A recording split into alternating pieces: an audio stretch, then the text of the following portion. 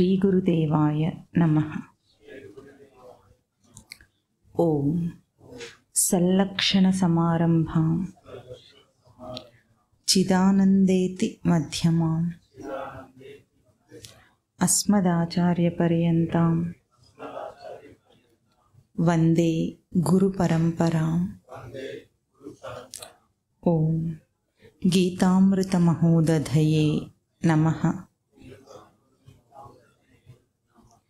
ఓం గీతామృత ఆస్వాద ఆనందాయ నమః.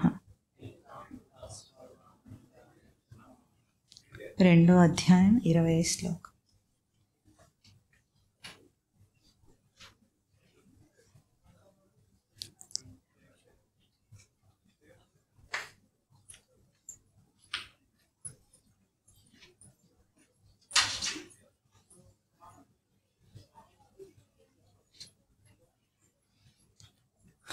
న జాయతే మ్రియతే వా కదాచిత్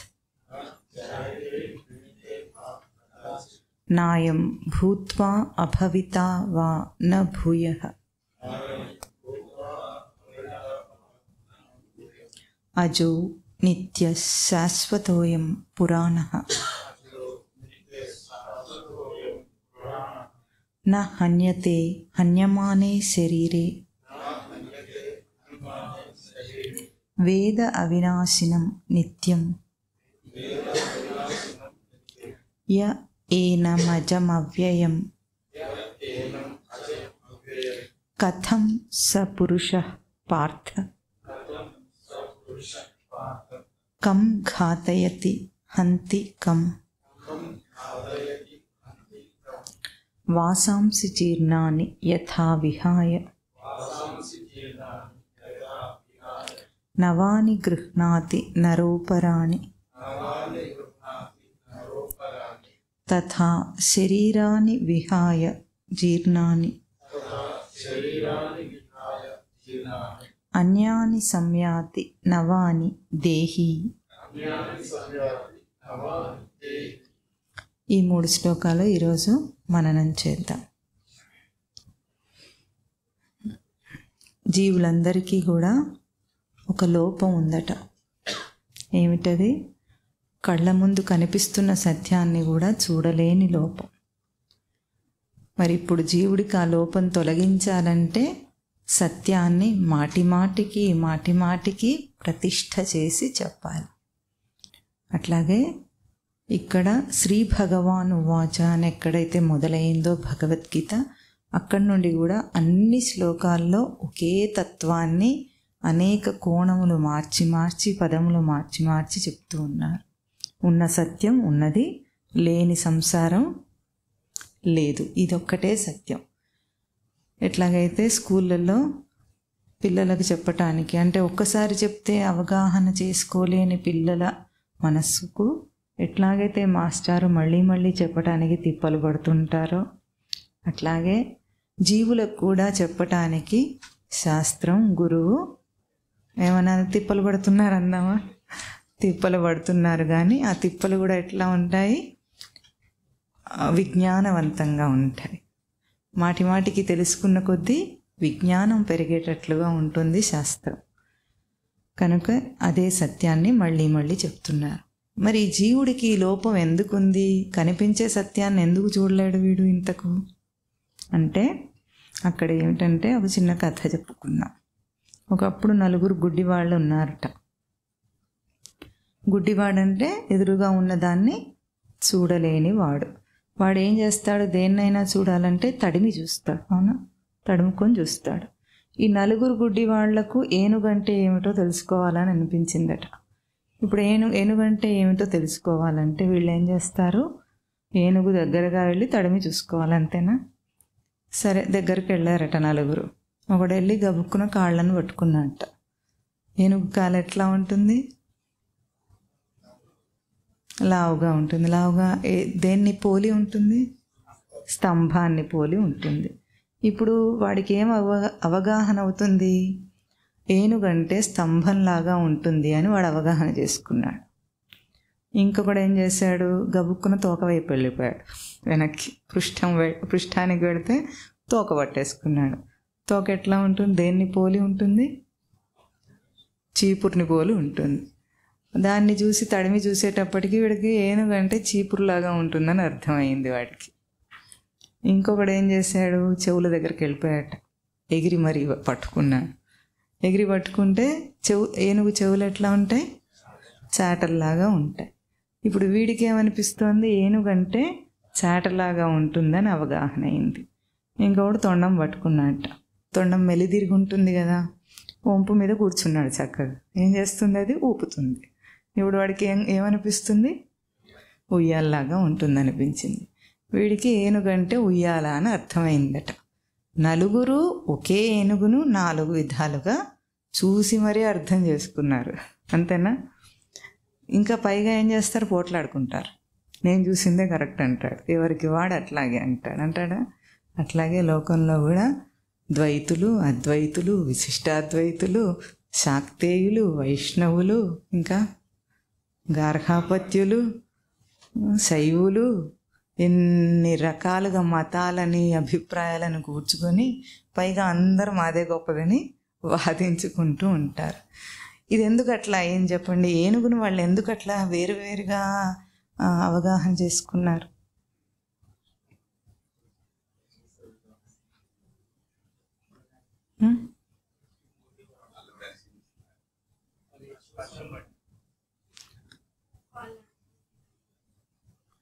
అందరూ కూడా దాన్ని పరిమితంగా చూశారు. కొంత భాగాన్ని మాత్రమే చూసి అంతే సత్యం అనుకున్నారు.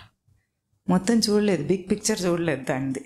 కొంత వాడు ఎక్కడ వాడికి తగిలిందో అంతే చూశాడు, కానీ తడిమి కాస్త చూడొచ్చు కదా, చూడలేదు వాడు. అందుకే వాడు అవగాహనను ఫ్రేమ్ చేసుకున్నాడు.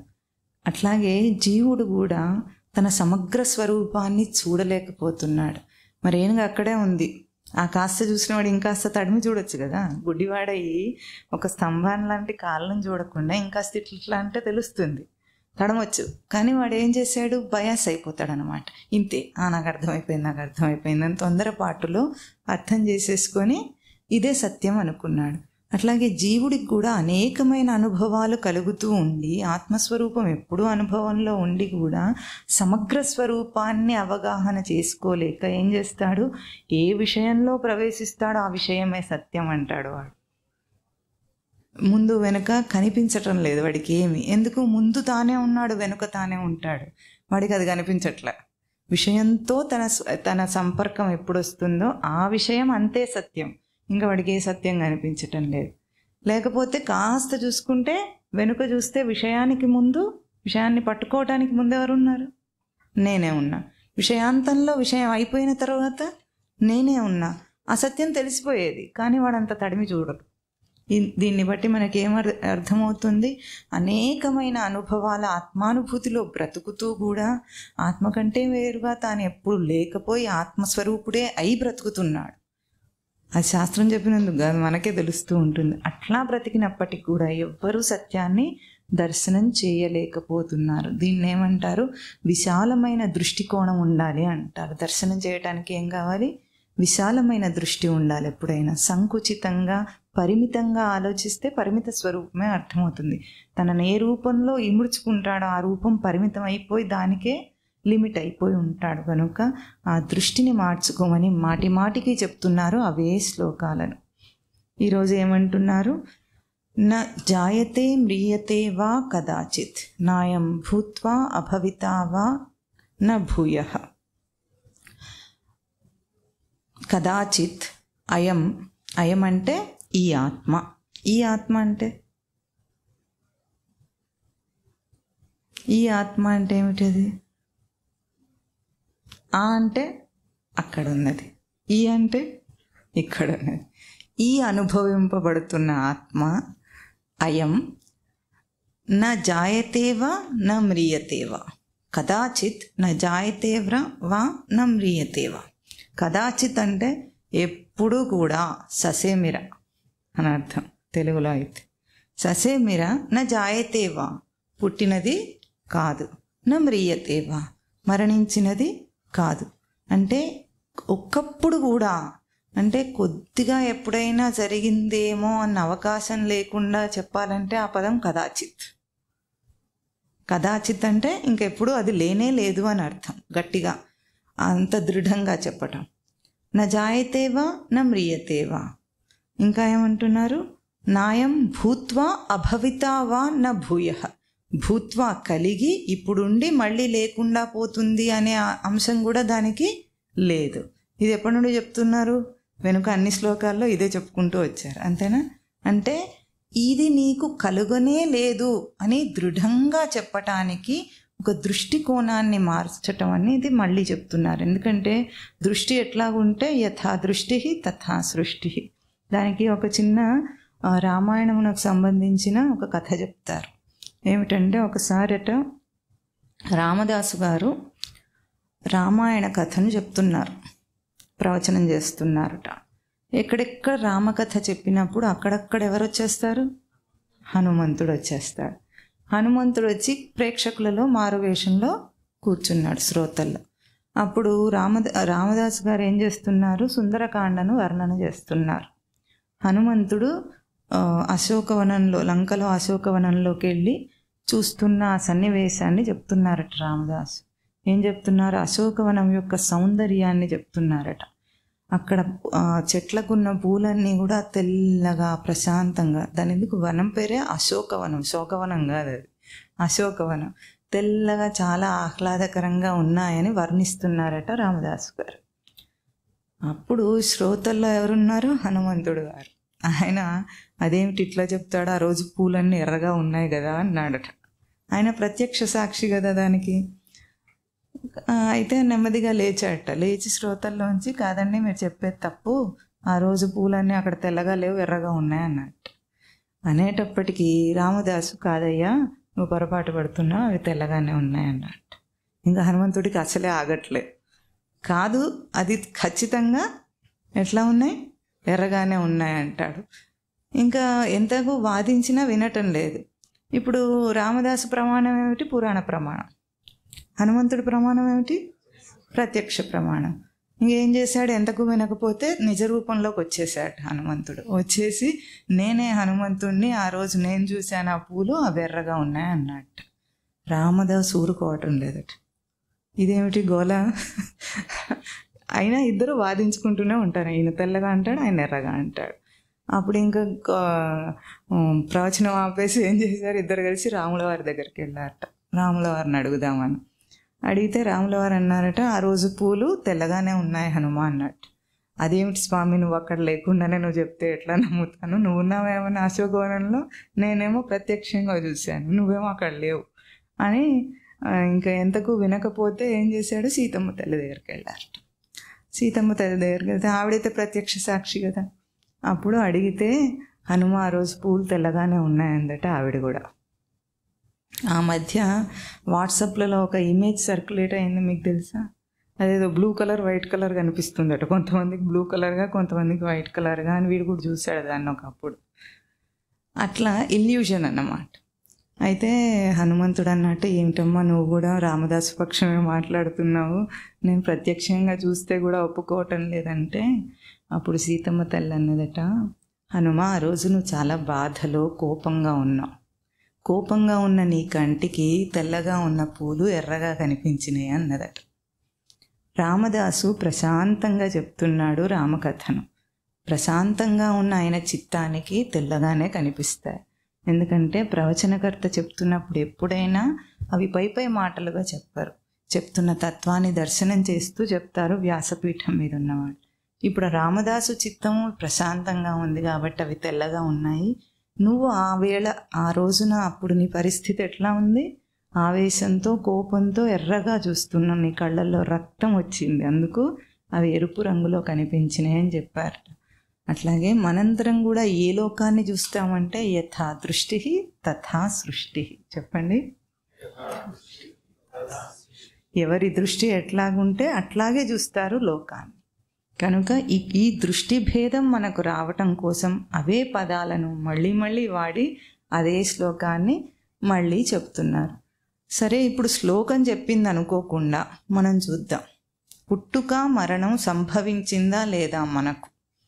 ఎందుకంటే భగవద్గీత ఎన్ననే చెప్తుంది, కానీ మన అనుభవం ఏమిటి అంటే, ఇప్పుడు లోకంలో ఏవైనా మనం తిరుగుతున్నప్పుడు మనకు ఎన్నో అనుభవాలు వస్తాయి కదా. ఉదాహరణకి అన్నప్రాసన రోజు పాయసం పెట్టారా మీ అందరికీ? పెట్టే ఉంటారు. ఎందుకంటే ఈరోజు మీకు పాయసం అంటే ఏమిటో తెలుసు కదా. పాయసం తింటే మళ్ళీ గుర్తించగలుగుతున్నారా? ఎట్లా చెప్తున్నారు? మీ అనుభవంలో ఉంది కాబట్టి మీరు చెప్పగలుగుతున్నారు. అనుభవంలో ఉన్నదాన్ని మనం గుర్తిస్తాం, అనుభవంలో లేని దాన్ని గుర్తించలేం, అంతేనా? ఎప్పుడూ మాంసం తినని వాడికి జీవితకాలంలో వాడికి మాంసం అంటే ఎట్లా ఉంటుందో తెలుస్తుందా? తెలియదు. కనుక అనుభవంలో లేనిది తెలియదు, ఉన్నది తెలుస్తుంది. ఇప్పుడు చెప్పండి, మీ అందరికీ పుట్టిన అనుభవం ఉందా? మీరు 84 లక్షల జీవరాశుల జన్మలలో జీవుడు పుట్టాడని శాస్త్రం చెప్తోంది. అది మనకు తెలియదు, మన అనుభవంలో లేదు. ఈ జన్మలో దేహంతో పుట్టారా, పుట్టలేదా? పుట్టారు. ఇప్పుడు చెప్పండి, పుట్టుక అనుభవం మీకు ఉందా?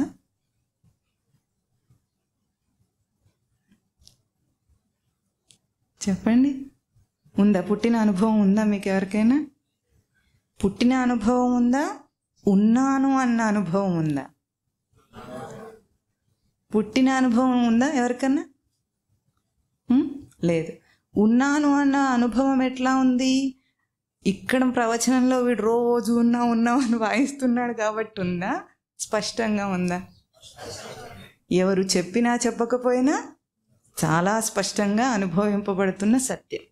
పుట్టావు అని ఎంతమంది అన్నారు మనని? అందరు అన్నారు, నువ్వు పుట్టావు అని. ఇంతవరకు ఎంతమంది అన్నా సరే మనం సరే అన్నాం, కానీ మనకు అనుభవం వచ్చిందా? రాలేదు. ఉన్నానని ఎవరు చెప్పలేదు మనకు. ఎవరైనా నిరూపించమంటే కూడా మీరు నిరూపిస్తారా? నాకేం అవసరం నీకు నిరూపించడం, నేనున్నానని నాకు తెలుసు, నీకు నిరూపించే అవసరం లేదంటాం, అవునా? పోనీ అవసరం లేదు కాదు, నిరూపించలేం కూడా. మన ఉనికి నేనున్నానన్న అనుభవం నాకెట్లా ఉందో మీకు నేను చెప్పలేను, మాటల్లో చెప్పగలను కానీ అనుభూతినివ్వలేను కదా. ఎవరి ఉనికి వాళ్ళకి అనుభవింపబడుతుంది, ఇంకొకరికి మన ఉనికిని అనుభవానికి ఇవ్వలేము. అట్లా మన అనుభవం ఈరోజు నేనున్నానన్న అనుభవం ఎంత స్పష్టంగా ఉందంటే ఎవరికి నిరూపించనక్కర్లేదు, ఎవరు మనకు నిరూపించనక్కర్లేదు, చెప్పనే అక్కర్లేదు. అది మనకుంది. లోకమంతా రుద్దిన పుట్టుక అన్నది మనకు లేదు. సత్యమా కాదా? ఇంకొకటి మరణం. నా మ్రియతేవా అంటున్నారు, అవునా? నా జాయతేవా ప్రూవ్ అయిపోయిందా? అర్థమైందా ఇప్పటికైనా? ఇట్లాగే ఈ జన్మలో ఎట్లా లేదో ప్రస్తుతం ఎట్లా తెలియట్లేదో నీకు అట్లాగే తెలియకుండా 84 లక్షలు గడిచిన జన్మలని శాస్త్రం అంటుంది. సరే అన్నాం, ఏమంటాం? ఇంకా ఏమనలేక సరే అంటాం. ఇప్పుడు చెప్పండి, నా మ్రియతేవా అంటుంది. మరణం అనే అనుభవం ఇన్ని జన్మల్లో ఎన్నిసార్లు కలుగుతుంది? ఎన్నిసార్లు పుట్టాడో అన్నిసార్లు మరణించే ఉంటాడు కదా దేహంతో. అన్నిసార్లు జరిగింది కదా వాడికి. ఇప్పుడు మరణం అంటే మనకు తెలిసిన దానిలాగా ఉందా, తెలియని దానిలాగా ఉందా? చెప్పండి. అసలంటే ఏమిటో తెలియదు కాబట్టే మనకు చాలా భయం ఉంటుంది. తెలియని పని చేయాలంటే భయమే కదా, తెలిసిన పని చేయాలంటే భయం ఉండదు. తెలియని పని ఎన్నిసార్లు నువ్వు దేహం విడిచి చచ్చిపోయా అని జపం చేసావో అయినా నీకు ఆ అనుభవం రాలేదంటే నువ్వు చచ్చిపోయినట్ట కాదా ఇంతకు? చెప్పండి. విచారణ చేస్తే సత్యం ఇక్కడే ఉంది. లోకంలో ఏదైనా దాచబడి ఉందేమో కానీ సత్యం మాత్రం దాచబడి లేదు. అది బాగా గుర్తించాలి. ఏదైనా సరే లోకంలో సైంటిస్ట్ ఏమంటాడు? ఏదైనా కనుక్కుంటే డిస్కవర్ చేశానంటాడు. డిస్కవర్ అంటే కవర్ తీసి పక్కన పెట్టడం అని అర్థం. మూసున్న దాన్ని తెరిచి చూశాడని అర్థం, అంతేనా? ఏదన్నా తెరిచి చూసుకున్నావేమో కానీ ఈ సత్యం అట్లా మూసిలేదయ్యా, నీ కంటికి ఎదురుగా ఉంది.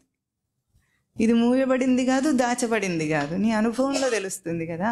మరణాన్ని అనుభవించలేదు కనుక వాడికి ఆ అనుభవమే లేదు. అందుకే భయంగా ఉంటుంది ఎప్పటికీ కూడా. అది ఏమిటి అని మనం చెప్పలేము. కానీ మన ముందు అందరూ చచ్చిపోవటం అనే ఒక డ్రామా చూస్తూ ఉంటాం మనం. కాబట్టి మనకు వస్తుంది అని మనం అనుకుంటాం, అస్యూమ్ చేసుకుంటాం, కనుక భయం ఉంది. కానీ అది మనకు జరగలేదు ఎప్పుడు. నా జాయతేవా నా మ్రియతేవా కదాచిత్. మరి నేనెవరయ్యా ఈ రెండు లేనివాడిని అంటే నీకు 4 విశేషణాలు చెప్తుంది ఆత్మకు. ఏమిటది? అజహ, చెప్పండి. నిత్యః, శాశ్వతః, పురాణః. ఈ 4 లక్షణాలు ఉన్నవాడివి నీవట. చచ్చేవాడివి పుట్టేవాడివి కాదు. నువ్వెవరు? అజహ. అజహ అంటే జన్మ లేనివాడు అని అర్థం. జహ శబ్దానికి జని ప్రాదుర్భావే ధాతువు. ప్రసిద్ధంగా అయితే జన్మ అని అర్థము, నిజంగా ధాతుపరమైన అర్థం అయితే ప్రకాశం కలవాడు అని అర్థం. వీడు ఈ ఆత్మస్వరూపుడు ప్రకాశం కలవాడు కాదట. అదేమిటి, చీకట్లో ఉంటాడా అంటే, ఇప్పుడు మనకు ప్రకాశం ఉందా? ఏం ప్రకాశం ఉంది? ఉందా అంటే సరే అవునన్నారు. అమ్మో, అది ఉంటే మంచిదే. మామూలుగా అడుగుతున్నాడు వీడు, భౌతికంగా అడుగుతున్నాడు. సో ఇక్కడ మనకు దీపాల ప్రకాశంలో ఉన్నాం. మనం దీపాల ప్రకాశంలోనే అన్నీ కనిపిస్తూ ఉన్నాయి మనకు భౌతికంగా. కానీ సూర్యుడిని అడిగితే నీకు ప్రకాశం ఉందా అంటే ఆయన చెప్తాడా నాకు ప్రకాశం ఉందని? చెప్పడు. ఎందుకంటే స్వభావ సిద్ధ లక్షణాలను, సహజ సిద్ధ లక్షణాలను ఎవ్వరూ చెప్పుకోరు. ఈరోజు మనం చెప్పుకుంటున్న మన గొప్పలు దిబ్బలు ఏవైతే ఉన్నాయో అన్నీ మన స్వభావ సిద్ధ లక్షణాలు కావు. అవన్నీ అంటించుకున్న లక్షణాలు. నేను ఫలానా అని ఏం చెప్పినా సరే అది నీది కాదని అర్థం. అందుకే సూర్యుడు ప్రకాశం కలవాడు అని మనం అంటాం. సూర్యుడికి సూర్యుడు తనయందు తనకు ప్రకాశం ఉన్నవాడు, ఇతర ప్రకాశం లేనివాడు గనుక అజహ. పరమాత్మను కూడా అజుడు అంటారు. ఆత్మస్వరూపమైన మనం కూడా అజహ అంటే ఇతర ప్రకాశం లేని స్వప్రకాశ స్వరూపులం. మన తెలివిలో అన్నీ తెలియబడతాయి, కానీ మనం వేటి వల్ల తెలివిని పొందిన వాళ్ళం కాము. బాగా తెలుసుకొని అన్నీ తెలుసుకొని తెలివైన వాడిని అనుకుంటే అవన్నీ అంటించుకున్న తెలుగులు. తన తెలివి తనకు స్వతసిద్ధ లక్షణం. స్వతసిద్ధ లక్షణం అంటే తనకు తానే ఉన్నది. ఎవడైనా మొహానికి ముక్కు ఉంది అని చెప్తాడేమిటి? మొహానికి ముక్కు ఉండడం సహజం, దాన్ని చెప్పుకోవాల్సిన అవసరం లేదు. ఐఆమ్ ఎంఏ పిహెచ్డి అని రాసుకున్నాడంటే అంటించుకుంటున్నాడు, నీ స్వభావ సిద్ధ సహజ లక్షణం కాదని అర్థం. ఇప్పుడు ఆలోచించండి, మనుషులన్నీ ఏవేవి చెప్తారో అవన్నీ కాపీ పేస్టెడ్ లక్షణాలు, అంతే కదా. తనదైతే తాను చెప్పుకోడు, ఉంటాడంతే. ఇది అజలక్షణం. ఇంకా మన లోకంలో ఉండే అలవాట్లు ఉంటాయి. మనం అలవాట్లను ఏమంటాము? కొన్ని మేనరిజమ్స్ అంటారు. ఒక అమ్మాయి ఉండేది, వీటికి తెలిసిన అమ్మాయి. ఎప్పుడు చిన్నతనం నుండే ముక్కు ఇట్లా ఇట్లా అంటుంది మాట్లాడుతూ ఉంటే. ఎందుకు అంటుంది అంటే వాళ్ళ నాన్నగారికి అది ఉందట. అప్పుడు మనం ఏమంటాం? పుట్టుకతోనే బై బర్త్ అమ్మాయికి అలవాటు వచ్చింది అంటాం. అంటే దాని అర్థం ఏమిటి? By birth. బర్త్కు ముందున్న ఆత్మకు అవి ఉంటాయా? లేదు. పుట్టుక వల్ల అవి భాషిస్తాయి. పుట్టాడు అనుకున్న దేహము, పుట్టింది అనుకున్న జీవుడు ప్రవృత్తి వల్ల అవి భాషిస్తాయి, కానీ ఆత్మస్వరూపానికి అవన్నీ లేవు గనుక అజహ. వాడు పుట్టుక లేనివాడు, ఇతర ప్రకాశం అవసరం లేనివాడు, తానే స్వయం ప్రకాశ స్వరూపుడు, అజుడు. రెండవ లక్షణం ఏమిటి? నిత్య. వెనక నుండి ఘోషిస్తున్నారు నిత్యం నిత్యం అని. నిత్య శబ్దానికి అర్థం ఏమిటి? పొందబడింది. పొందబడింది అంటే సాంఖ్యం. మనం మొదట్లో చెప్పుకున్నాం. సాంఖ్యం అంటే ఏమిటి? స్పష్టత. ఏ పదానికైనా ఏ వస్తువుకైనా సాంఖ్యం అంటే ఎట్లా ఉంటుందంటే దాని లక్షణం చెప్తే దానికంటే వేరుగా ఉండదు ఇంకా. ఇప్పుడు నిత్యం అంటే పొందబడింది. పొందబడిందంటే పోగొట్టుకునేది కాదు. ఇంతే సూత్రం. ఏదైనా పొందబడింది అని మీరు అనుకోవాలంటే అది పోగొట్టుకునేది కాదు అని సూత్రం తెలుసుకోవాలి. ఇప్పుడు మీరు చెప్పండి, ఎన్నెన్ని పొందారో? సంతోషం పొందారా? పొందారు. తర్వాత ఏమయ్యారు? పోగొట్టుకున్నారు. అవునా? దుఃఖం పొందారా? తర్వాత పోగొట్టుకున్నారు.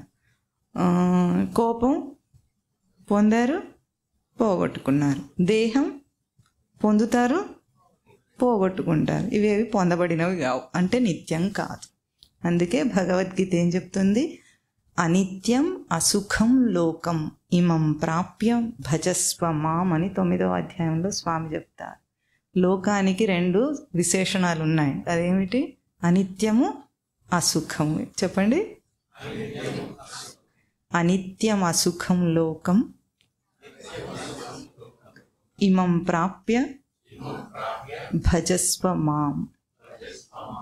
దీన్ని పొంది నన్ను భజించు అంటున్నాడు. అంటే ఇందులో ఈ అనిత్యము అసత్యమైన లోకంలో నన్ను భజించు, నేనును భజించు. ఎందుకంటే అక్కడే ఉంది అది కూడా. ఎట్లా ఉంటుందంటే సత్యము అసత్యము రెండు కలిపే ఉంటాయి. లోకంలో మనం చూసే ప్రతి పదార్థానికి ప్రతి వస్తువుకు కూడా నీడ ఏర్పడుతుందా లేదా? ఎందుకు ఏర్పడుతుంది?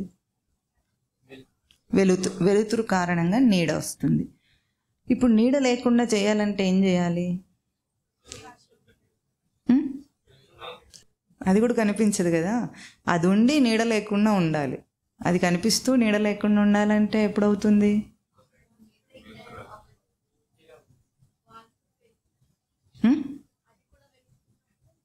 అది కూడా వెలుగుతున్నప్పుడు అంటావా?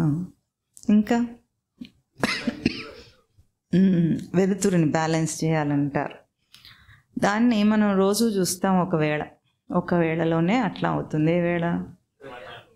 మిట్ట మధ్యాహ్నం 12 గంటలకు సూర్యుడు నడినెత్తి మీద ఉన్నప్పుడు నీడ ఏర్పడుతుంది అప్పుడు కూడా. కానీ అది ఎక్కడ ఉంటుంది? మన కాళ్ళ కింద అదిమి పెట్టబడి ఉంటుంది. అంటే అది మనకు కనిపించదు. అట్లాగే జ్ఞానము తన స్వరూప లక్షణ ధారణ శిరోధార్యమై ఉంటే తనకు లేని నీడ స్వరూపం, సంసార స్వరూపం కనిపించదట. దీన్ని జ్ఞానం అంటారు. అంటే నేను అన్న స్మృతి ధారణ శిరోధార్యం కావాలట. అంటే తన ధారణలో నిత్యము ఎల్లప్పుడూ ఉంటే ఇంకా తనకు అబద్ధపు స్వరూపం, జీవభావపు స్వరూపము, సంసారం అనే స్వరూపం కనిపించదు. ఇది జ్ఞానం. అటువంటి నిత్య స్వరూపుడు తాను. అంటే ఒకసారి పొంది ఉన్న దాన్ని పోగొట్టుకోవటం అనే అవాంతరం ఎప్పటికీ రాదు. మనం అనుకుంటున్నాం మరి మాకెవరికి తెలియదే అంటారే మీరు. అది తెలియకపోవటం భ్రాంతి. మీరందరూ కూడా నేను అన్న స్వరూపంతోనే, జీవులన్నీ దాని ఆధారంగా బ్రతుకుతున్నాయి. అసలు ఆధారాన్ని విడిచి బ్రతకటం లేదు. గుర్తింపులో లేదంతే. గుర్తింపులో భ్రాంతి కలిగింది. ఇప్పుడు భ్రాంతి తీసేయటము కర్తవ్యమా, దాన్ని మార్చటం కర్తవ్యమా అంటే భ్రాంతిలో ఉంటే తాడు మీద పాము కనిపిస్తుంది. భ్రాంతి లేకపోతే పాము కనిపించదు. తొలగించాల్సింది పామునా భ్రాంతినా? పామును తొలగించగలమా మనం? ఎందుకంటే అది లేదు. లేని పామును ఎట్లా తీసేస్తాడు? ఇప్పుడు ఉన్నదేమిటి? భ్రాంతి కలుగుతోంది. ఆ భ్రాంతిని తొలగించమంటున్నారు. తర్వాత ఏమంటున్నారు? నిత్య, తర్వాత శాశ్వత. మరి నిత్యమన్నా శాశ్వతం అన్న అర్థం ఏమిటండి? ప్రసిద్ధంగా నిత్యం అంటే ఎప్పుడు ఉండేది, శాశ్వతం అంటే ఎప్పుడు ఉండేది. అంతే. రెండు ఎందుకు చెప్తాడు కృష్ణుడు మాటికి తిప్పి? అంటే శాశ్వత పదానికి ఏమిటి అర్థం అంటే నిత్యం అంటే పొందబడింది, ప్రసిద్ధంగా ఎప్పుడు ఉండేది. శాశ్వతం అన్నప్పుడు ఎప్పుడూ ఉన్నది అనాలి మనం. ఎప్పుడూ ఉన్నదంటే దానికి ఆది లేదు, అంతం లేదు. అనాది అంటాం దాన్ని. అనాది స్వరూపం అంటే ఆది తెలియబడని స్వరూపం. ఇప్పుడు ఒక చక్రం గీస్తే మనం దానికి ఆద్యంతములు మొదలు చివర చెప్పగలము? చెప్పలేము. దానికి ఆద్యంతములు ఉండవు. అట్లాంటిదే తన స్వరూపం కూడా ఎటువంటిది? ఆది లేదు, దానికి తెలియబడింది అనేది లేదు. ఎప్పుడు నిత్యధారణలో ఉన్నదే కానీ ఇప్పుడు వచ్చి పోయేవన్నిటికీ ఆది మధ్యాంతములు ఉంటాయి. తనకు ఆది లేదు. ఆది అయినందువల్ల ఆది అయినందువల్ల అంతం లేదు దానికి. తాను అనాది స్వరూపుడు, అనంత స్వరూపుడు. అంటే ఎప్పుడూ ఉన్న స్వరూపుడు. ఇప్పుడు ఉన్నాను, ఎప్పుడూ ఉన్నాను. జన్మలు మాట్లాడినా, ఏది ఊహించి మాట్లాడినా అంతా తాను ఊహయే కానీ సత్యం కాదు. అనాది స్వరూపుడు, అనంత స్వరూపుడు. పురాణ అన్నారు. పురాణ అంటే పూర్వకాలంది, పాత చింతకాయ పచ్చడని. అంతేనా? మన అర్థం అది. అసలు పాపం పదాన్నే పాడు చేసి వాడుకుంటున్నారు మనుషులు. పురాణ అంటే పురాణాల్లో చెప్పిందనో లేదో పాతదనో అర్థం కాదు. పురా అపి నవ పురాణ. పురా అంటే ఎప్పుడూ ఉన్నదై, ఎందుకంటే వెనుక నిత్యము శాశ్వత లక్షణాలు చెప్పారు కదా. ఎప్పుడూ ఉన్నదై ఇప్పుడు నవ అట. అది ఎట్లా అనుభవింపబడుతుంది? కొత్త అనుభవంగా అనుభవింపబడుతుందట అది. అంటే లోకంలో ఏదైనా వస్తువు మన దగ్గర ఉండిపోతే మనకేమవుతుంది? దానికి విలువ తగ్గిపోతుంది. అవునా? హాస్యంగా ఒకటి చెప్పమంటారా? విలువ తగ్గే ఒకటి అందరికి అనుభవంలోనే ఉండుంటుంది చాలామందికి. భలే చెప్పారే, అనుభవపూర్వకంగా చెప్తున్నట్టున్నారు.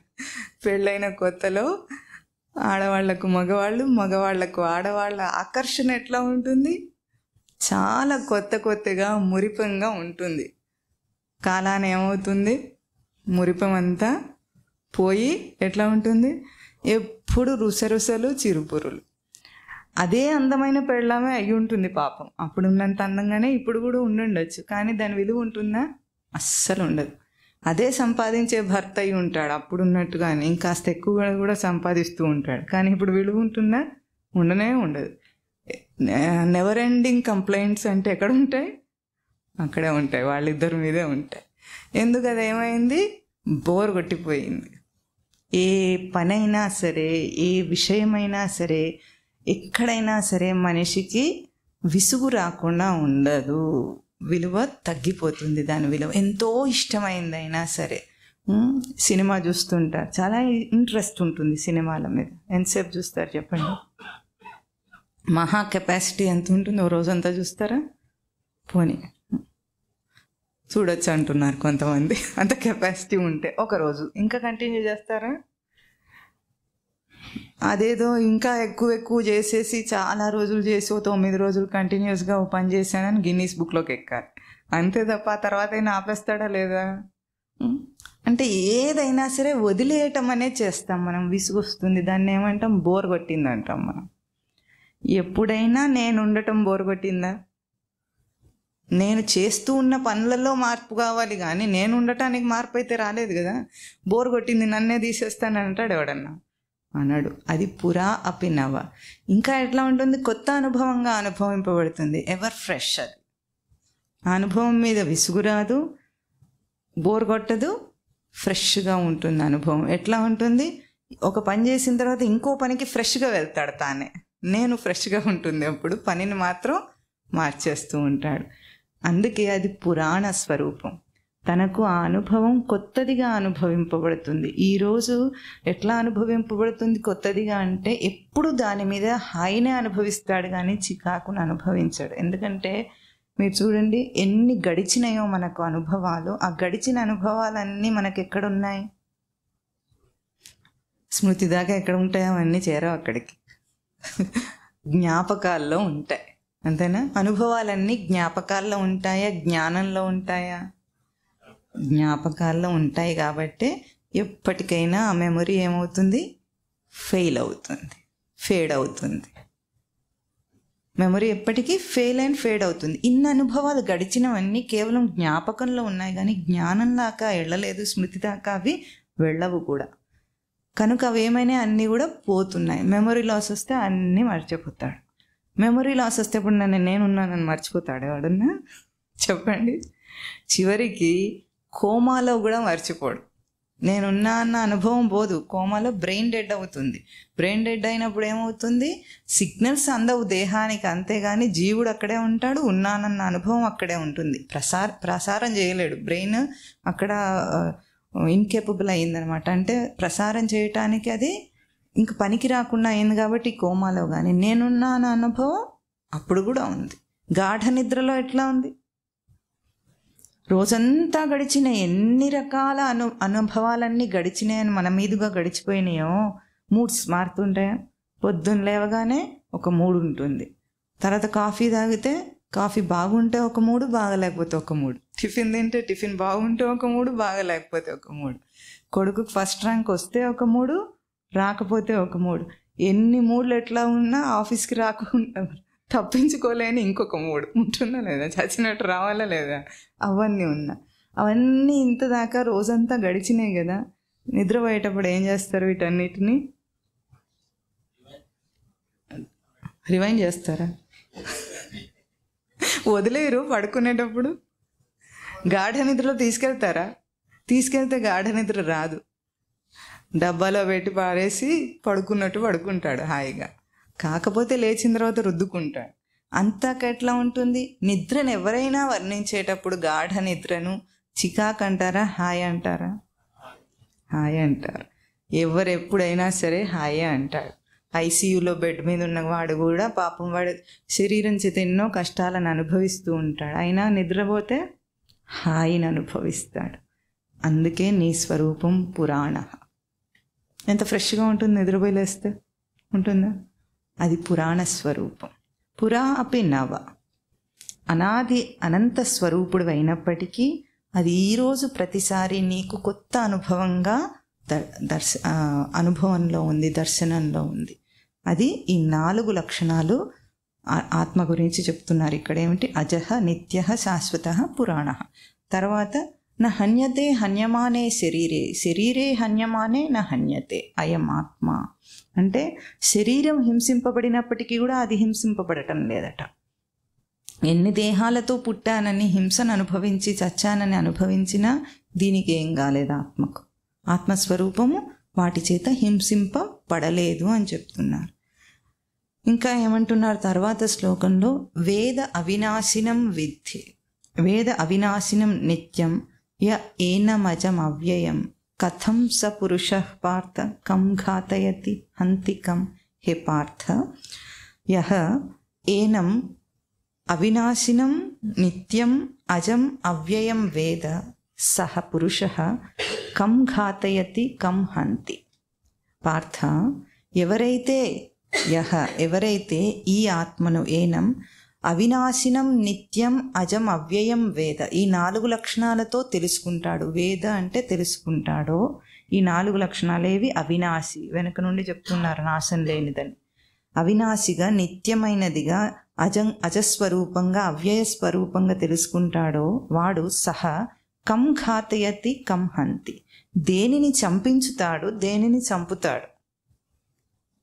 చావు పుట్టుకలే లేని ఆత్మను గుర్తించగలిగిన వాడు, ఎట్లాగూ మరణ స్వభావమున్న దేహమును వేరుగా గుర్తించగలిగిన వాడు, అది ఎట్లాగూ మరణించేది. అయితే దేనిని చంపించుతాడు, దేనిని చంపుతాడు. చంపించానని దేన్ని అనుకుంటాడు, చంపుతానని దేన్ని అనుకుంటాడు. ఈ మాట ఎందుకు అంటున్నాడు స్వామి? వెనుక అర్జునుడేమన్నాడు? నా చేతి ఇలాంటి పనులు ఎట్లా చేయిస్తావు మాధవ అంటే, మాధవుడేమో అప్పటికి పాపం చంపించుతున్నవాడిగా, అర్జునుడేమో చంపుతున్నవాడిగా తాను అనుకొని మాట్లాడాడు. కాబట్టి నీకు అసలు సంగతి తెలియక ఇట్లా అనుకుంటున్నాను, దేనిని చంపిస్తావు, దేనిని చంపుతావని అంటున్నాడు. అట్లాగే అతి తెలివిగా పెరిగిపోయిన రష్యా వాళ్ళు ఏం చేశారంటే, మీకు తెలుసో తెలియదు కానీ, మొదటి అధ్యాయాన్ని చదివి భగవద్గీత హింసా ప్రేరకమైనది అని భగవద్గీతను బ్యాన్ చేశారట. బాగా తెలివి ఎక్కువైపోయి. 2వ అధ్యాయం చదివితే తెలిసిపోయేది కదా. అంత తెలివి లేక తొందరపాటు తెలివి అంటారు దాన్ని. అప్పటికి లోకమంతా కూడా మొదటి అధ్యాయంలో అర్జునుడేమో శాంతి కాముకుడు, శాంతిదూత, స్వామేమో హింసా ప్రవృత్తిగా ప్రేరేపణ చేస్తున్నట్లుగా అనుకుంటారు. ఈ హింస అనేది జీవుడి యొక్క హింస కానీ నిజానికి హింస అన్న పదమే సృష్టిలో లేదు. జీవుడి భావన, కల్పన, అది కల్పించుకున్న ఒక లక్షణం. అది చావు, పుట్టుకలు, హింస ఇదంతా కూడా జీవుడు చేసుకుంటున్నది. ఇక్కడ అవినాశి వేద.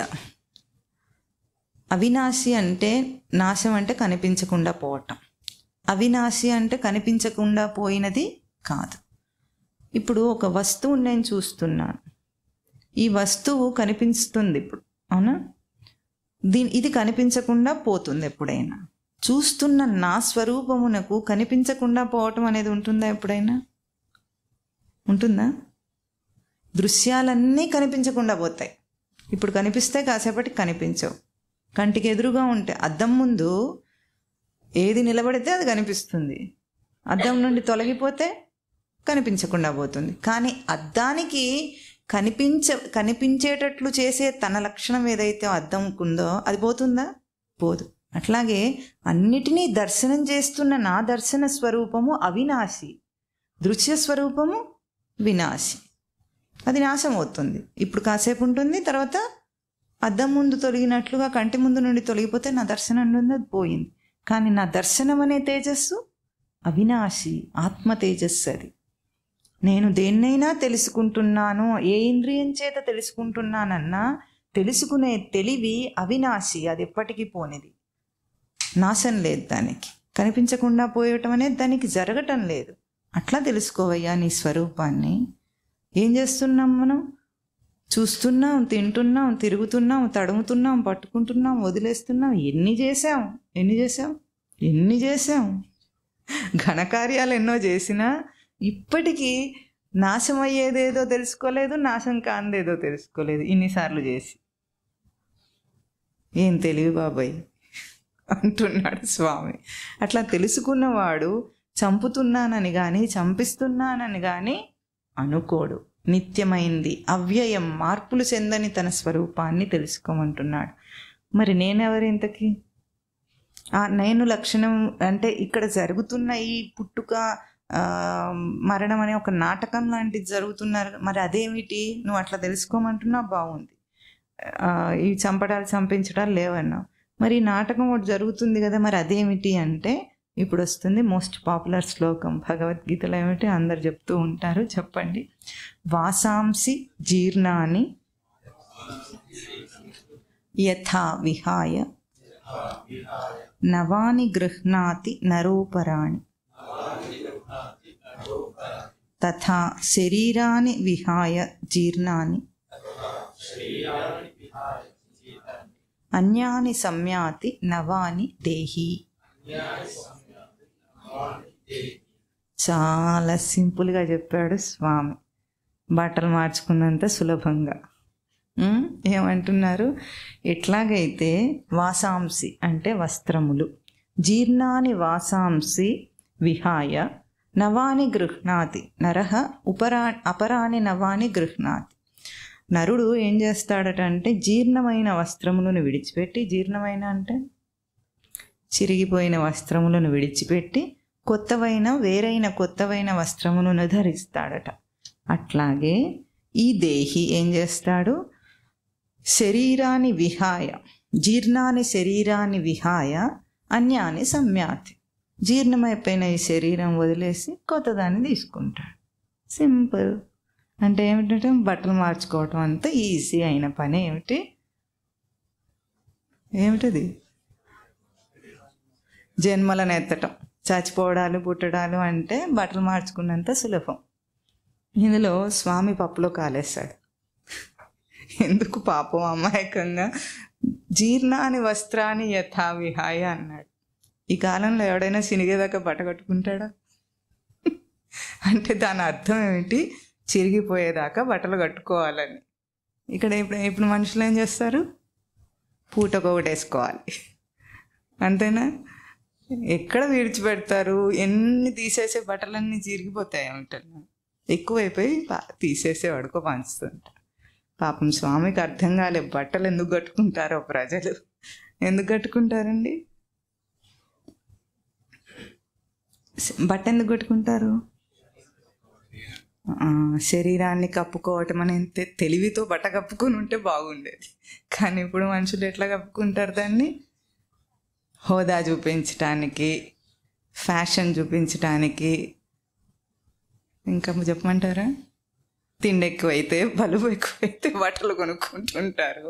పని లేకపోతే, పొద్దుపోకపోతే ఏం చేస్తారు చెప్పండి? షాపింగ్. పెడితే ఏం చేస్తారు? బట్టలు కొనుక్కుంటారు. ఇంకా ఆడవాళ్ళకైతే చాలా హద్దే ఉండదు వాళ్ళకు, పాపం. ఎందుకంటే వెరైటీల బట్టలు ఉంటాయి వాళ్ళకు. అన్ని రకాలు ఉండాలి, వైడ్ రేంజ్గా చాలా ఉండాలి, క్వాంటిటీ ఉండాలి, చాలా వెరైటీగా కూడా ఉండాలి. కాబట్టి ఏం చేస్తారు? కొనుక్కుంటారు. షాప్కి వెళ్ళినప్పుడు, బట్టలు కొనుక్కోవడానికి ప్రయత్నం చేస్తున్నప్పుడు మనిషి ఏ దృష్టితో బట్టలు కొనుక్కుంటాడు?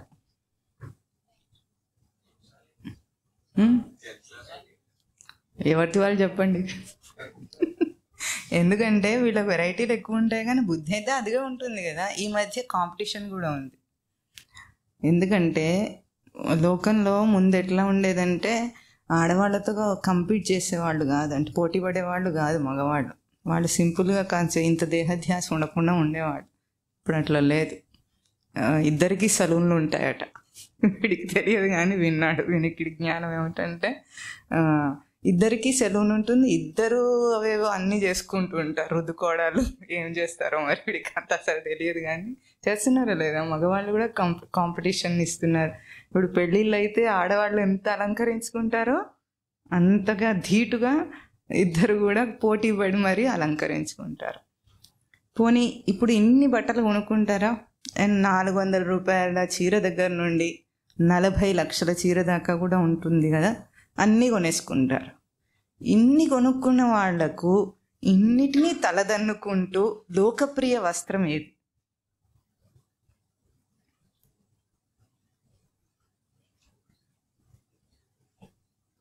చెప్పండి. తెలిసే ఉంటుంది, మీరు నవ్వుతున్నారంటే చెప్పండి, పర్వాలేదు. వాళ్ళు చెప్పరు కానీ మీరు చెప్పచ్చు. షార్ట్. మీరు? వాళ్ళు చెప్పేశారు, వాళ్ళు చెప్పుకున్నారు. నైటీ. అత్యంత లోకప్రియ వస్త్రం ఏదండి? Night dress. నువ్వు ఎటువంటి సంస్కారం ఉన్నవాడవని దానికి సంబంధం లేదు. బ్రాహ్మణ, క్షత్రియ, వైశ్య, శూద్రులు ఎవరైనా సరే ఒకటే ఏం వేసుకుంటారు? నైటీ. ఎన్ని చీరలున్నా అన్ని దాని ముందు దిగదొడిపే. నైటీయే ప్రధాన స్థానంలో ఉంటుంది. నువ్వు ఏ దేశంలో ఉన్నావని దాంతో సంబంధం లేదు. నువ్వు భారతదేశీయుడివైనా, అమెరికన్ అయినా, చైనీస్ అయినా, జర్మన్ అయినా, ఎవడైనా సరే వేసుకునే ఏకైక వస్త్రం ఏమిటి? నైటీ. ఆ నైటీని వేసుకొని వీడు వస్త్రం అంటున్నాడు. ఇప్పుడు దీనికి పోటీగా వీళ్ళు ఏం చేశారు? మగవాళ్ళు షార్ట్ వేసుకున్నారు. షార్ట్ వేసుకొని ఎట్లా ఉంటుందంటే, ఒకప్పుడు అంటే మగవాళ్ళు ఎప్పుడో బతికించిపోయారని వీడు చాలా అంటాడు, కానీ ఆడవాళ్ళు ఇప్పుడే పోటీ పడ్డారు వాళ్ళతో. దేంట్లో? బతికించటంలో, తెలివి లేకుండా ఉండటంలో. ఆడవాళ్ళు కనుక ఇప్పటికైనా తెలివిని నిలుపుకుంటే సమాజం గ్యారెంటీగా ఉద్ధరింపబడుతుంది. ఎందుకంటే ఉద్ధరించాలన్నా పతనం చేయాలన్నా ఆడవాళ్ళ చేతిలో ఉంది. మగవాళ్ళకి ఆ స్తోమత ఎప్పుడూ లేదు, ఆ స్థితి ఎప్పుడూ లేదు. కనుక ఈరోజు ఎట్లా ఉంది? త్రాసులో ఇస్తే ఇద్దరు సేర్ అంటే సవా సేర్. ఫ్యాషన్ బట్టలు, ఫ్యాషన్ కప్పుకుంటారా, బట్టలు కప్పుకుంటారా వాళ్ళు? ఫ్యాషన్ అంటే ఏమిటో అర్థం తెలుసా మీకు?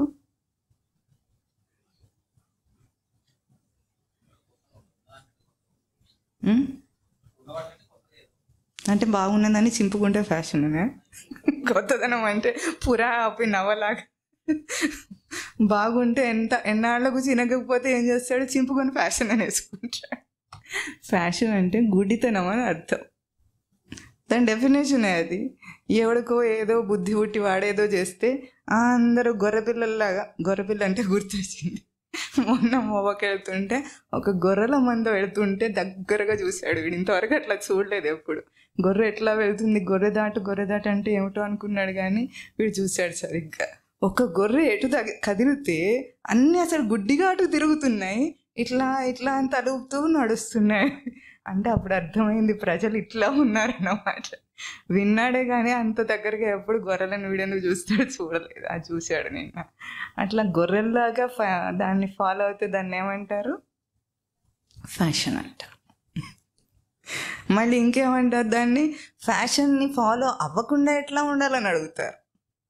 ట్రెండ్ ఎట్లా ఉంటే అట్లా ఉండాలి కదా. అవుట్డేటెడ్గా ఎట్లుంటే ఎట్లా చెప్పండి? అవుట్డేటెడ్ అంటే గుర్తొచ్చింది, నిన్న బాలబ్రహ్మ కార్యక్రమంలో ఒక పిల్లాడు ఏదో వాళ్ళ అమ్మ గురించి చెప్తూ మమ్మీ మమ్మీ అని చెప్తున్నాడు. మమ్మీయా అన్నాడు వీడు. అందరు పిల్లలకు కూడా అలవాటైంది, ఆ పిల్లడు కొత్తగా వస్తున్నాడు కాబట్టి అతనికి తెలియదు. మమ్మీయా అన్నాడు వీడు. అన్నాడు. మమ్మీని ఏమంటారు తెలుగులో అన్నాడు వీడు. వీడేదో ఎగతాళిగా అన్నాడు, తెలియదని వీడెట్లా అనుకుంటాడు? నిజంగానే అబ్బాయికి గుర్తు రావట్లేదు పదం. ఎంత ఆశ్చర్యం వేసింది. పిల్లలందరూ నవ్వుతున్నారు, వాడికేమో నిజంగానే ఆలోచిస్తున్నాడు, మమ్మీనేమంటారు మమ్మీనేమంటారు. ఎంతటి గతి పట్టిందో చూడండి.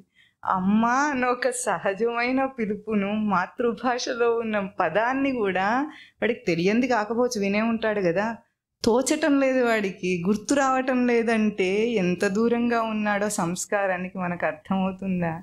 తల్లిదండ్రులు ఎంత మహాపరాధం చేస్తున్నారో కొంచెమన్నా రియలైజ్ కండి. ఇంత వీడు ఎందుకు చెప్తాడంటే ఆవేదనగా ఉంటుంది. అమ్మ పదం గుర్తుకు రాకపోవడం ఏమిటి? పుట్టగానే మొదటి పదం ఏమిటి వాడు అనేది? అమ్మ. అట్లాంటిది కూడా వాడికి గుర్తు రావటం లేదు. ఏ మత్తులో బ్రతుకుతున్నారా, మాయలో బ్రతుకుతున్నారా? ఫ్యాషన్ గుడ్డి పట్టిలు కనుక గాంధారి కనుక కళ్ళకు గంతలు కట్టుకున్నట్టు ఉంది ప్రజల గోల. గాంధారి ఎందుకు గంతలు కట్టుకుందండి? గుడ్డి ధృతరాష్ట్రుని అనుసరించటానికి, గుడ్డివాడిని అనుసరించడానికి చూపున్న ఆవిడ కూడా గంతలు కట్టుకున్నట్టు, కాస్తో కూస్తో తెలివి ఉన్న వాళ్ళు కూడా తెలివిలేని వాడు ఏది చెప్తే అదే చేయడానికి గంతలు కట్టేసుకుంటున్నారు. ఏదైనా సత్యం చెప్తే వాడికి చాలా కొత్తగా ఉంటుంది. ఇప్పుడు ఇది కొత్తది చెప్తున్నట్టు, వాడి గురించి వాడి సహజ లక్షణాల గురించి చెప్తే వాడికి వీళ్ళు ఏదో కల్పించి చెప్తున్నారు అన్నట్టుగా ఫీల్ అవుతాడు. కనుక స్వామి ఏమన్నాడు పాపం, జీర్ణాని వస్త్రాన్ని యథా విహాయ, జీర్ణాని వాసాంసి యథా విహాయ అంటే జీర్ణం అయ్యేదాకా వస్త్రం కట్టుకోమని అర్థం.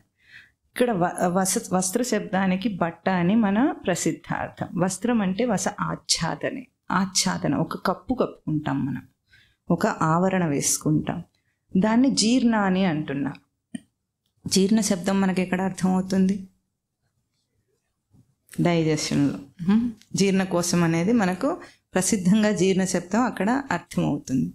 అక్కడ అర్థం చేసుకుంటే బాగా ఆ పదం మనకు అర్థమవుతుంది. జీర్ణం అవ్వటం అంటే ఏమిటంటే, మన దేహంలో మనము ఏ పదార్థమైనా తింటున్న పదార్థం ఏమవుతుంది, తింటున్న పదార్థంలో మనకు కావలసినది ఉంది, అక్కర్లేనిది కూడా అక్కడే ఉంది. మనకు కావాల్సింది ఒకటే తినట్లేదు, దాంతోపాటు అక్కర్లేనిది కూడా తింటున్నాం. అప్పుడు దేహంలోకి వెళ్ళిన వెంటనే అది ఏం చేస్తుంది? జీర్ణింపజేస్తుంది. దాన్ని జీర్ణింపజేయటం అంటే దాన్ని మనకు కావలసిన పదార్థాన్ని వేరు చేసి అక్కర్లేని పదార్థాన్ని వేరు చేస్తే దాన్ని జీర్ణం అయింది అంట. కావలసిన పదార్థం ఏమైంది? తిన్న దాంట్లో ఉన్న carbohydrates, minerals, fats, vitamins, nutrients ఏవేవైతే ఉంటాయో అవన్నిటినీ కూడా దేహము అసిమిలేట్ చేసుకుంటుంది, అంటే పీల్చుకుంటుందని అర్థం, గ్రహిస్తుంది. ఆ జీర్ణం కాని పదార్థం ఏదైతే ఉంటుందో దాన్ని బయటికి మలంగా నెట్టేస్తుంది. ఇది జీర్ణ ప్రక్రియ. అంటే ఇప్పుడు జీర్ణమైందంటే అర్థం ఏమిటి? దానికి ఉపయోగకరంగా, తనకు ఉపయోగానికి వచ్చింది జీర్ణ పదం, అంతేనా? మనం ఏమంటాం, జీర్ణం కాలేదంటే అవమనం అయిపోయింది, అంటే వాంతి అవుతుంది, లేకపోతే మలం ద్వారా వెళ్ళిపోతుంది. జీర్ణం కానిది మనకు అసిమిలేట్ అవ్వంది ఏదైనా సరే. అంటే జీర్ణ శబ్దానికి అర్థం ఇప్పుడు ఎట్లాగైతే మన ఉపయోగానికి వచ్చేసిందో ఆ తర్వాత దాన్ని విడిచేస్తాం, అంతేనా? ఇది అక్కడ ప్రక్రియలోని అర్థాన్ని ఇక్కడ స్వామి ఏమంటున్నారు, వాసాంసి జీర్ణాన్ని, జీర్ణమైనటువంటి వాసం అంటే ఆచ్ఛాదన ఏదైతే ఉంటుందో. ఇప్పుడు బట్ట అన్న దృష్టితో ఆలోచించకుండా ప్రతి ప్రవర్తనలో కూడా తనకు జీర్ణమయ్యేది ఒకటి ఉంటుంది. ప్రవర్తన అన్న దాంట్లో ఎట్లాగైతే తినే తిండిలో అవసరం ఉన్నది ఒకటి ఉంది, అవసరం లేనిది ఒకటి ఉంది. దాంట్లో కూడా ఇంకొక గొప్ప విశేషం ఏమిటంటే, మల శబ్దానికి పాణిని మహర్షి అని చెప్పారు, మలధారణే ధాతు, ధరించి పట్టేదట. మలం అంటే మనం ఏమనుకుంటాం, విడిచేసిన ఫీసెస్ అనుకుంటాం. కానీ ఏదైతే రఫేజ్ అంటాం మనం, ఫైబర్ ఫుడ్ అంటాం, మనం తినే అన్నంలో ఉన్న ఫైబర్ ఏం చేస్తుంది, ఈ న్యూట్రియంట్స్ అన్నింటిని కూడా పట్టుకొని ఉంటుంది అనమాట. వితౌట్ ఫైబర్ మనం తినలేం, వాటిని గ్రహింపుకు తీసుకోలేము. అందుకే ఏం చెప్తారు న్యూట్రిషనిస్టులు అందరూ, ఫైబర్ ఫుడ్ తినాలంటారు. ఆ హెవీ ఫైబర్ ఫుడ్ ఏం చేస్తుంది, కావలసిన వాటిని కూడా ధరిస్తుంది. కనుక మలం అన్న అర్థం ఆయన ధారణ అన్న అర్థం చెప్పారు, ధరించి ఉంచుతుంది. తర్వాత మనం వేరు చేసిన తర్వాత మళ్ళీ అన్ని విడిచేస్తున్నాం, అంటే అది మనకు మేలు చేసిందే కదా. అందుకే ఫైబర్ ఏం చేస్తుంది, మన గట్ బ్యాక్టీరియాని ఇంప్రూవ్ చేయడానికి మనకి ఉపయోగపడుతుంది. కనుక ఫైబర్తో ఉన్నది మాత్రమే తీసుకోవాలి. డైరెక్ట్గా తీసుకుంటే మనం అసిమిలేట్ చేసుకోలేదు, బాడీ దాన్ని అబ్సార్బ్ చేసుకోలేదు. కనుక అట్లాగే ప్రవర్తన స్థానంలో దేహంలో జీవుడు వచ్చాడు. మనం ఇక్కడ ఏం వాడారు, దేహి అన్యాని సంయాతి నవాని దేహి అన్నారు. జీర్ణాని శరీరాన్ని విహాయ అన్యాని సంయాతి, మరొక కొత్తదైన దాన్ని తీసుకుంటాడు అనుకుంటున్నాం. మనం ఇదివరకే చెప్పుకున్నాం, దేహి అంటే దేహం కలవాడు. ఈ దేహంలోకి ఎందుకు వచ్చాడంటే ఒక అర్థం చెప్పుకున్నాం, మీరు మర్చిపోవద్దని చెప్పాం. ఏమిటది దేహం అంటే? దేహం అంటే ఏమిటి? ఎవరు చెప్పారు? ఆపర్చునిటీ. దేహం అంటే అవకాశముల కూర్పు, కూర్చబడింది. దిహ ఉపచయే ధాతు అంటే కూర్చబడింది అని అర్థం. భౌతికంగా చూస్తే ఇది అవయవాలను, అంగాలను కూర్చి ఒక పార్ట్గా, ఒక యూనిట్గా గ్రహింపబడుతుంది. కాబట్టి భౌతిక దేహం అంటే మనం కూర్చబడిందన్నారు. కానీ ఆధ్యాత్మికంగా దేహం యొక్క ఉపయోగం ఏమిటి? అవకాశాలను కూర్చుకుంటుంది. అది దేనికి అవకాశాన్ని కూర్చుకుంటుందని చెప్పాము? ప్రవర్తించటానికి, ప్రవర్తించి తన స్వరూపాన్ని గ్రహింపుకు తీసుకోవడానికి ఇది అవకాశం. ఇప్పుడు ఈ అవకాశానికి ఒక ఆచ్ఛాదన వేసుకుంటాడు మనిషి, ఆవరణ వేసుకుంటాడు. ఆవరణ అంటే ఏమిటంటే ఒక ఆవరణలో ప్రవేశించటం అంటాం. మనం ఇప్పుడు ఎక్కడికైనా వెళుతున్నాం, ఏమంటాం? ఈ ఆవరణలోకి వెళ్ళామని అంటాం, అవునా? అట్లాగే అవకాశం అనే ప్రవర్తన అనే ఒక ఆవరణలోకి మనం ప్రవేశిస్తున్నాం. దానికి వస్త్రం అనే ఆచ్ఛాదన ఉంది, ఒక ఆవరణ ఉంది. ఈ ఆవరణలో ప్రవేశించి మనం ప్రవేశించిన తర్వాత బయటికి వస్తామా ఎందులోంచైనా? అట్లాగే ఒక ప్రవర్తన చేస్తున్నామంటే మనం దాంట్లో ప్రవేశిస్తున్నాం. ప్రవేశించి ప్రవర్తించి బయటికి వస్తాం, అంతేనా? ఆ మధ్యకాలంలో ఏం జరుగుతుంది? ఇప్పుడు దీనికి మంచి ఉపమానం చెప్తారు స్వామివారు. ఏమిటంటే, ఒక ఫస్ట్ క్లాస్లో చేరుతాడు పిల్లవాడు. చేరిన వాడు మళ్ళీ దాంట్లోంచి బయటికి వచ్చేస్తాడు. ఇది ఒక అవకాశం వాడికి, అవునా? ఈ అవకాశంలో ఏం జరిగింది మధ్యలో? చదువుకున్న పాఠాలేమో నిన్ననే వీడు పిల్లలకు చెప్పాడు. ఏం చేస్తారంటే, ఇంజెక్షన్ ఇవ్వడానికి డాక్టర్ ఏం చేస్తాడు? సిరింజ్లోకి నింపేస్తాడు దాన్ని, ఇన్హేల్, తర్వాత గుచ్చేస్తాడు, సిరింజ్లోంచి గుచ్చేస్తాడు, ఎగ్జేల్. అట్లాగే పిల్లలందరూ ఏం చేస్తారు? పాఠాలన్నీ ఇన్హేల్, తర్వాత పరీక్షలో ఎగ్జేల్, చీదేస్తారంటారు స్వామివారు. అయితే అంతే. తర్వాత ఏమైనాయి? పోయినాయి. కానీ ఆ మధ్యకాలంలో వాడు ఏం చేశాడు? వాడి బుద్ధికి ఆ పాఠాల ద్వారా బుద్ధికి సేద్యం చేశాడు. పాఠాలు మర్చిపోతాడు కానీ బుద్ధికి జరిగిన సేద్యం మర్చిపోడు. అందుకే 1 నుండి 10వ తరగతి దాకా చదివిన తర్వాత పాఠాలన్నీ మర్చిపోయినా వాడిని తెలివి ఉందంటాం మనం. వాడిని ఫెయిల్ చెయ్యం. మళ్ళీ చేస్తామా? నువ్వు అన్నీ మర్చిపోయావు, ఫెయిల్ అనము. ఎందుకు?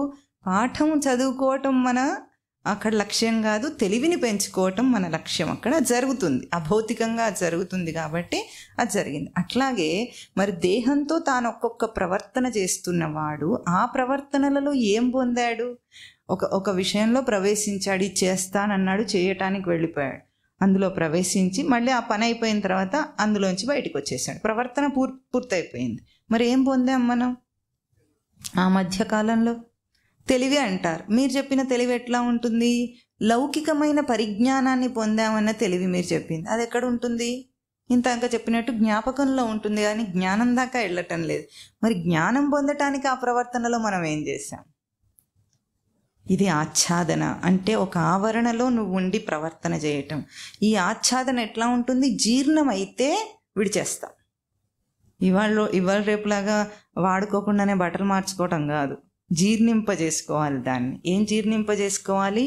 ఏ విషయంలో నేను ప్రవేశించేవాడిని నేను, ప్రవర్తించేవాడిని నేను, అనుభవాన్ని పొందేవాడిని నేను, బయటకు వచ్చిన వాడిని నేను. అందుకే ఈ యూనివర్స్కి ఇంకొక పేరు ఉంటుంది, విశ్వం అనే ఒక పేరు. విశ్వం అంటే విష ప్రవేశనే ధాతు.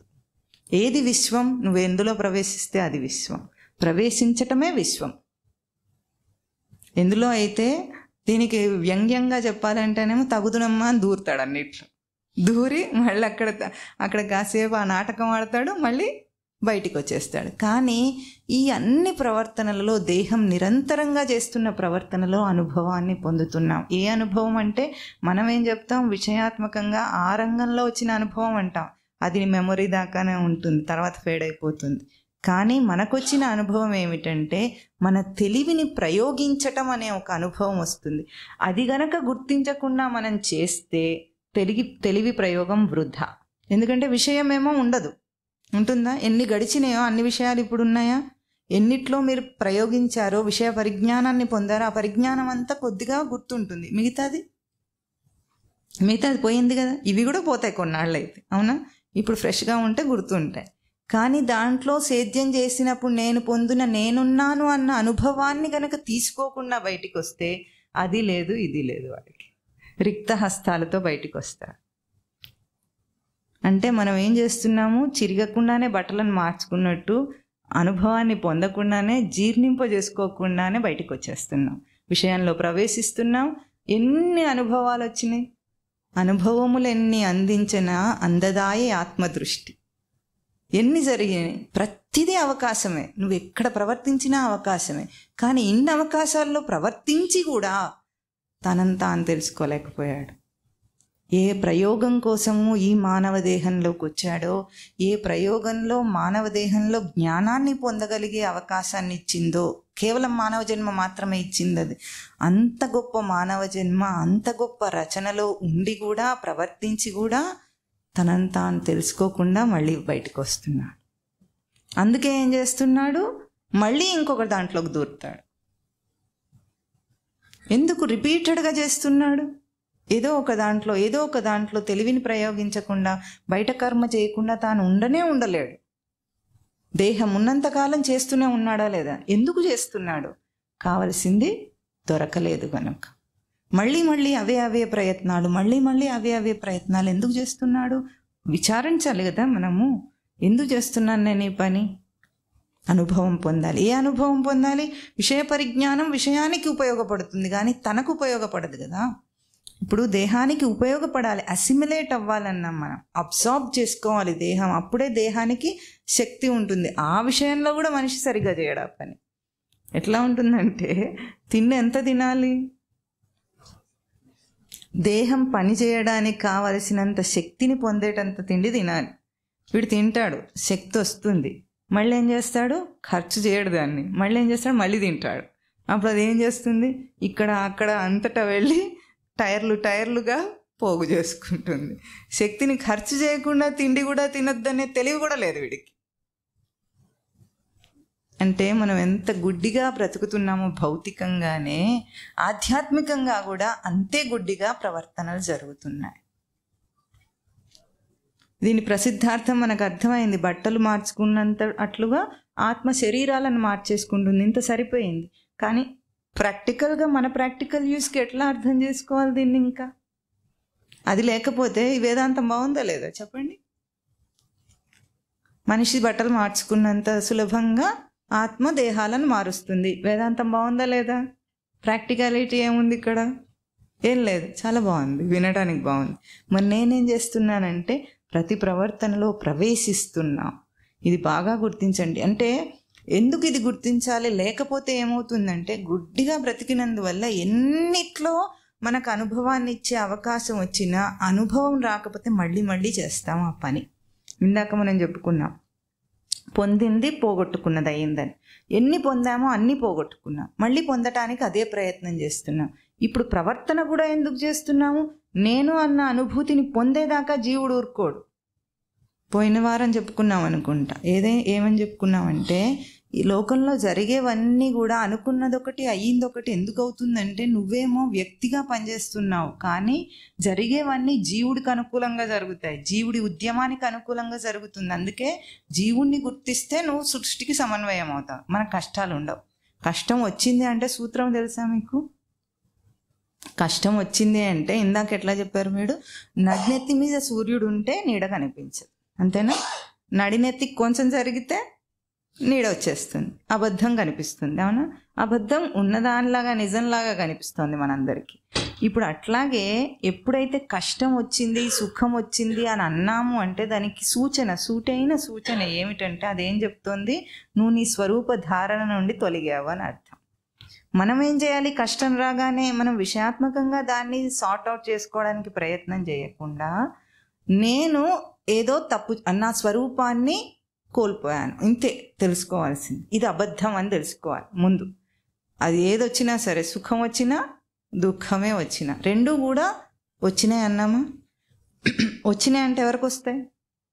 ముందున్న నాకు వస్తాయి. అవి రావటానికి ముందు ఎవరున్నారు? నేనున్నా. నాకు వచ్చింది పోయింది. ఇది గుర్తించి, అది వచ్చిన వెంటనే ఒక విషయం గుర్తించాలి, ఇది అబద్ధం. ఎందుకంటే సుఖం కానీ దుఃఖం కానీ తడుతుంది నిన్ను. ఏమని తడుతుంది? నీ స్వరూప ధారణ పక్కకు జరిగింది అని.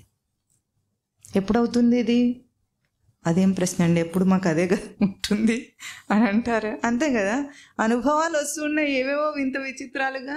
చిత్రాలుగా అనుభవం వస్తుంది. నా చిత్రీకృతం అంటారు దక్షిణామూర్తి స్తోత్రంలో శంకరాచార్య. చిత్రీకృతం అంటే విచిత్రంగా జరుగుతుంటాయి అన్ని సన్నివేశాలు, అనుభవాలు కూడా. ఇట్లా జరుగుతున్న అనుభవం వస్తున్నప్పుడే ఎవరైతే ఇది అసత్యము అని గుర్తిస్తాడో వాడు ఆ అనుభవం నుండి బయటపడ్డవాడు. వాడు ద్రష్టాస్వరూపం, సాక్షి స్వరూపం అవుతాడు. అంటే దానికి గురైన వాడు కాదు. గురి కావటం అంటే తెలుస్తుందా? దానికి గురైతే దాని ప్రభావం వాడి మీద ఉంటుంది. దానికి గురైన వాడు కాకుండా ఉండాలంటే దానికి విలక్షణంగా తనను తాను దర్శించగలిగితే, ఈ చిన్నది ఎరుకలో పెట్టుకొని, అంటే లోకం అంటేనే బయట చూసేది ఏదైతే కనిపిస్తుందో అది అనిత్యం, అసుఖం. ఈ సూత్రం గుర్తుపెట్టుకుంటే చాలు. అది నిత్యం అనుకొని, అది సుఖం అనుకొని చేసే ప్రయత్నమే జీవితంగా సాగుతుంది మనిషికి. కానీ నిత్యమైనది, సుఖమైనది అప్రయత్నంగా ఉంటుంది తనకు. ఎవరైనా సుఖంగా నిద్రపోయానంటాడు, హాయిగా నిద్రపోయానంటాడు. హాయి పదం బాగుంది, సుఖం అని ఎప్పుడైనా వాడతారేమో కానీ హాయి అంటాడు దాన్ని.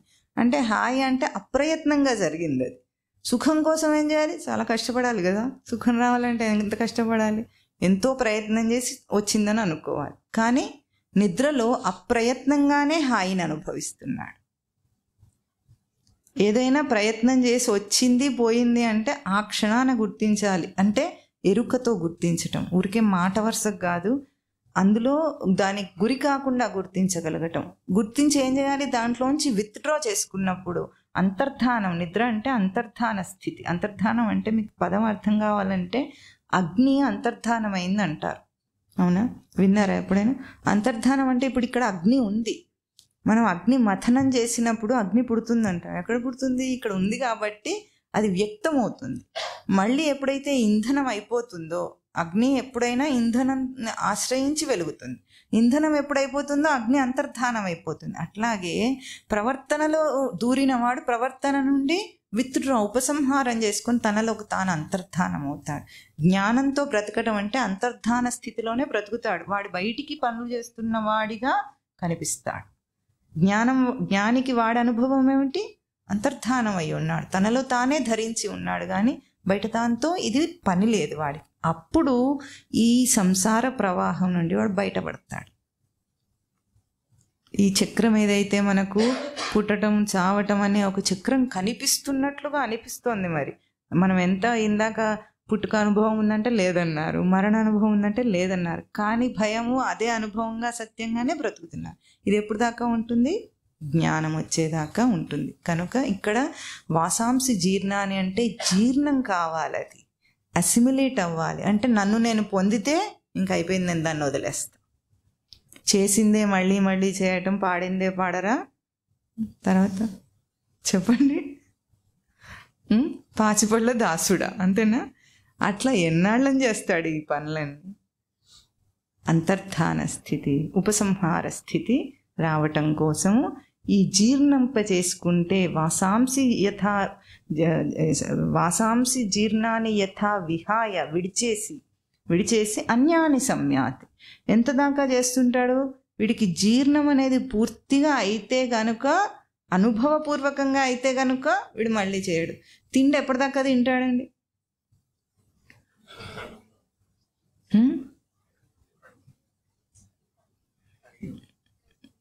అరిగే వరకు తింటుంటారు. తింటూ ఉంటే ఎట్లా అరుగుతుంది? దానికి ఆ గ్యాప్ ఇవ్వకపోతే అరుగుతున్నంతసేపు తింటారంటారా? అంతేనా? తింటున్నది అరుగుతున్నంతసేపు తింటాడు, అజీర్ణం చేస్తే ఇంక తినడు. అట్లాగే మనిషి కూడా ప్రవర్తనలో కావాల్సింది వచ్చేస్తే ప్రవర్తన చేయడు, జన్మనెత్తడు. ఇంకా ఆ జన్మరాహిత్య స్థితి రావాలంటే ప్రవర్తన అనే తన ఒక అవకాశాన్ని, ఇట్స్ అన్ ఆపర్చునిటీ, ఆ ఆపర్చునిటీలో తనను తాను గుర్తించగలగాలి. ఇది ఆ శ్లోకానికి అర్థం. ఇంకా కూడా కొద్దిగా తత్వార్థం ఉంటుంది, అది వచ్చే వారం కొద్దిగా మననం చేసి ముందుకు వెళ్దాం. చెప్పండి. నా జాయతే మ్రియతే వా కదాచిత్ నాయం భూత్వా అభవితా వా న భూయః అజో నిత్య శాశ్వతోయం పురాణః న హన్యతే హన్యమానే శరీరే వేద అవినాశినం నిత్యం య ఏనం అజం అవ్యయం కథం స పురుషః పార్థ కం ఘాతయతి హంతి కం వాసాంసి జీర్ణాని యథా విహాయ నవాని గృహ్ణాతి నరోపరాణి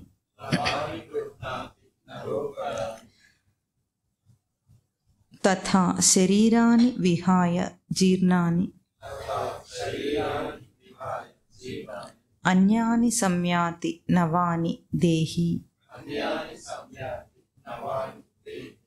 ఓం తత్ సత్.